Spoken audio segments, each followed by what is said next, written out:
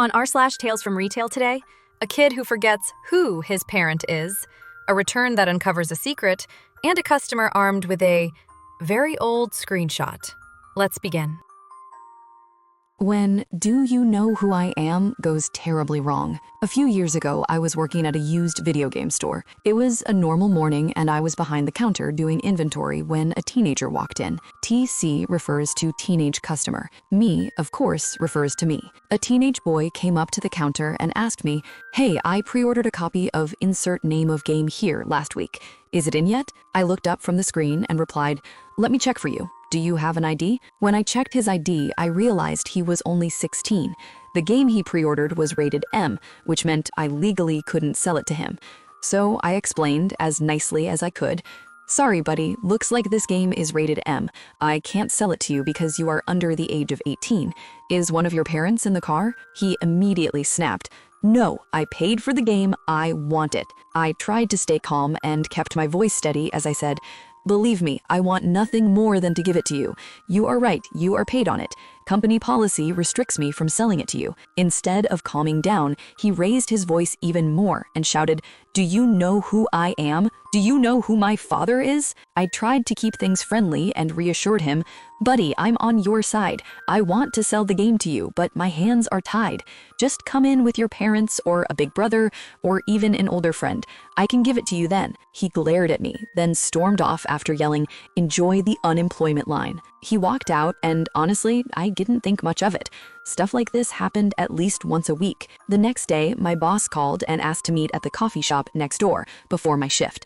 He did this sometimes to go over numbers, so I didn't expect anything unusual. When I sat down, he started with, "Thanks for meeting." I said, "Sure thing." Then he asked, "Yesterday, did you have a kid come in asking to purchase a game that he pre-ordered?" I nodded and told him, "Sure did. He was underage, so I didn't sell it to him."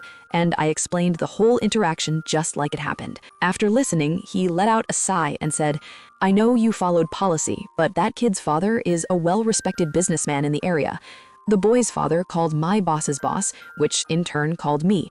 "I'm sorry, I have to let you go." I was shocked and asked, "Are you serious for following company policy?" He looked genuinely regretful and continued, "Yeah, it sucks, but the father is influential in town, and he suggested we let you go, and here I am. But you get 2 weeks severance. Don't worry about your shift today. I'm covering for you. I need your keys and your badge." And just like that, I was unemployed, all because I followed corporate policy. This one honestly hit me harder than I expected. There's something so unfair about watching someone do everything right and still lose. And the way it happened feels way too familiar, right? In a perfect world, OP would have been applauded for following the rules, protecting the store, and doing their job with integrity. But real life? Yeah, real life doesn't always reward the good guys. Sometimes the loudest voice or the person with the most influence wins. And stories like this remind me why some people end up jaded. It's not because they want to be. It's because situations like this teach them that kindness isn't always protected. But even then, I still hope kindness outlasts the corruption. I really do. Not everyone with power misuses it. And not every loss is forever. OP deserved better. And maybe somewhere down the road, the universe paid that back. Anyway, the next story takes a strange turn. Let's just say the inventory system uncovered something it really shouldn't have. You can't return stolen merchandise. I worked in a game store, board games, D&D, etc. in the 90s. It was the most fun job I've ever had. Too bad retail pays squat. One day, a woman came in wanting to do a return or refund with no receipt. We were pretty liberal about returns back then, so at first it didn't seem like a big deal. She handed me a $50 item, which was pretty expensive for that time. It was something we carried in the store and had our price tag on it, so I looked it up in our computer, an old wise dumb terminal with a server in the office. As soon as I pulled up the inventory history for that SKU, something looked really strange. We had only ever received one of that item in stock. A few months earlier, it had been removed from inventory. Then a couple of months after that, it had been added back in. Then the previous month, it had been removed again. It didn't show as sold, which would have appeared differently, but instead showed that it had been manually removed from inventory. The only explanation that made sense was that it had been stolen, removed from the system when we found it missing, then returned, then stolen again. Fortunately, the store manager was in the back, so I could pass the problem to him. I told the woman I needed to get my manager to approve the return, then went to the back and explained what I had found. When he came out and told her the return wasn't allowed, she was not happy. Me, I just enjoyed the show. Honestly, this one made me laugh. Not because of the situation, but because of how casually OP uncovered a whole mini crime saga without even trying. Retail workers don't get enough credit. Half of them are basically detectives with name tags. The best part is how the system itself told the story. Stolen, returned, stolen again.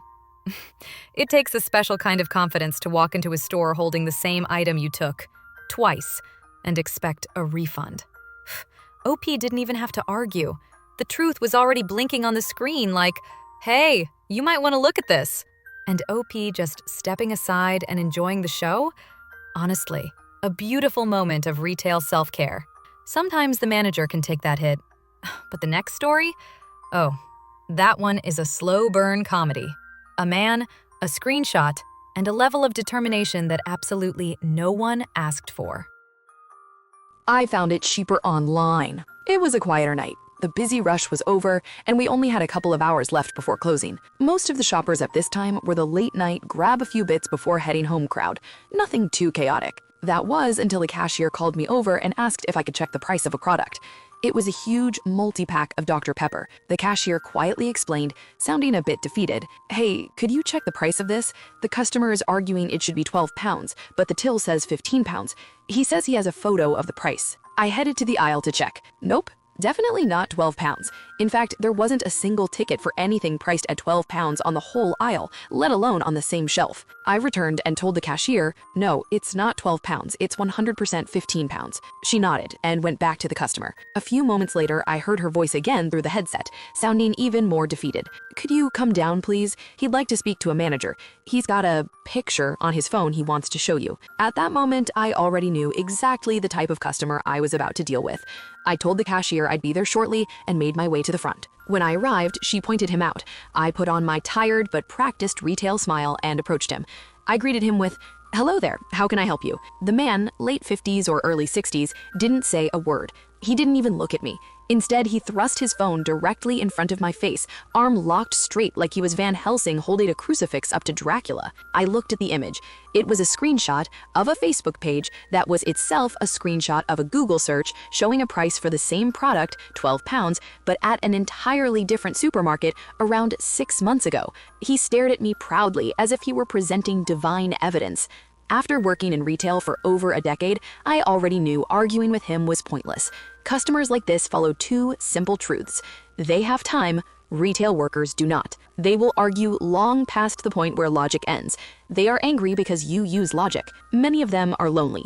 They drain everyone around them. Complaining to retail workers might be their only real-world social interaction. Online, they have Facebook groups cheering them on, but in person, no one wants to engage with them for long. Keeping those truths in mind, I sighed internally and simply said, "That's a good price."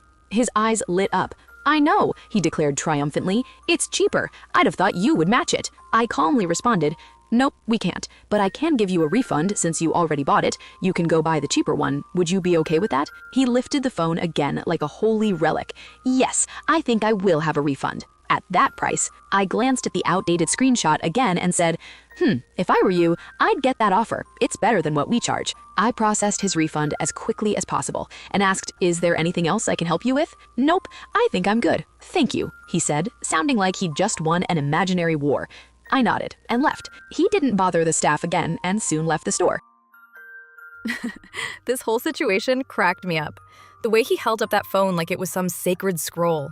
Sir, it's a screenshot of a screenshot from half a year ago. At some point, you just have to let people win the imaginary fight they're having. And honestly, OP handled it brilliantly. Sometimes the smartest move is choosing the option that gets you out of the conversation the fastest. It reminds me of Sun Tzu's line, "The supreme art of war is to subdue the enemy without fighting." And that's exactly what OP did. No arguing, no drama, just a smooth refund and peace restored to the store. Honestly, beautiful. So tell me, would you go the Sun Tzu route? Or would you accidentally start giving a TED Talk about expired deals and store policies?